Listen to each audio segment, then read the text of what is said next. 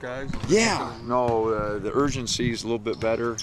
We took a day off yesterday, but we had a good practice on Tuesday. We really need a good one today and tomorrow to get ready. 4 hours of practice yet, 2 today, 2 tomorrow, and hopefully we'll be ready to go on Saturday. What kind of steps have the younger guys made over the last 2 exhibition games to help you get ready for the season? Well, I think they're getting a better feel for what we're doing. You know, defensively, I thought they took a big step from the first exhibition game to the second one. I think they're getting a better feel for what we anticipate, what we want for intensity and so forth. So I do like the progress they're making. Any guys that have stood out as maybe playing better, making more progress than you?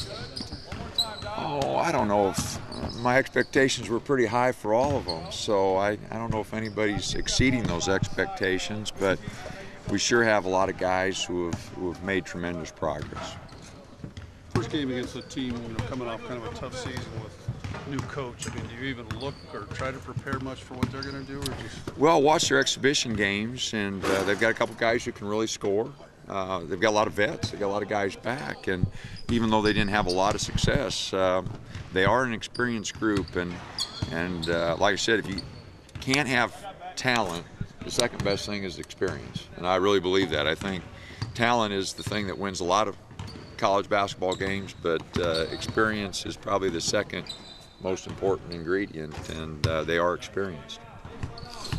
Has he changed a lot of things there, style-wise, do you know? You know, I don't know, because I don't know what they did last year. I just know that, you know, he came from Memphis, and so they're doing a lot of the things that, you know, Memphis does in transition, a lot of ball screen action, things that a lot of teams are doing at this time in college basketball. It's a fairly busy early week and a half or so. I mean, do you want to get a lot of games in and get them?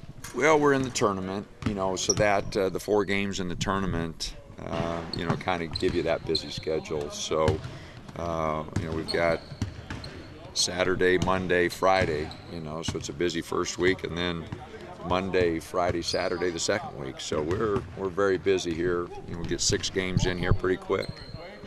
I apologize if you missed it, but can you speak to just the play that Dominic's had his first couple of times out? DA's done a nice job. He's, and it doesn't surprise me. He worked hard this summer. He prepared himself well, and he's off to a nice start. I think there's a lot more there. I think he'll grow as the season progresses. He had a great practice Tuesday, really turned it up defensively and really showed some things he could do. So I think there's a lot more there than what you've even seen, and he's off to a nice start. There's a ton of turnover on this team, a lot of new faces. As a coach, what challenges does that pose to you? Well, I mean, every year's different, and you know, the biggest probably chore is EJ's being off the floor. You know, when you do have a lot of new guys, you like the guys that are back, you know, to really set the tone, and EJ hasn't practiced much. So having him back last Monday night I thought was really good, and you know, I like to have him or Johnny on the floor at any time, you know, just because those two have been around the longest, and having one of them on the floor gives us a little sense of comfort on the sideline, just because, you know, they kind of have a feel for what we want. Carlos and Johnny were both talking about Waverly and Tony's defensive presence, having those 2 big guys. What does that mean to your team? Well, that makes a difference. You know, Wave had 11 rebounds, 5 blocks the other day. Tony set the school record for block shots last year, and you know, if he gets a little better shape and plays a few more minutes, he's going to block more this year. So having those 2 guys there to erase a few mistakes is good. I just hope our guys don't use that as a crutch and you know, depend on it too much. They've got to do a better job fighting the dribble. We're not fighting the dribble nearly well enough, and that's something that's got to change. As you weeks ago, if you had a starting lineup, does it really matter coming to this game, just as long as you get in the rotation? You know, I think, like I've mentioned before, I think our lineup will change a lot over the next 6 weeks. You know, I think as we define roles and look at different combinations, I think we don't know enough. You know, some of the experienced guys have an advantage, but other than that, we're not really sure, you know, what we have, and it'll take some sorting through here in the first 6 weeks to kind of get a feel for it. Any update on Kazemi? None. I talked to our compliance guys this morning and don't have any update. Your intent is still all the freshmen will play from the start? It is right now. You know, everything can change, but right now that's what we're thinking.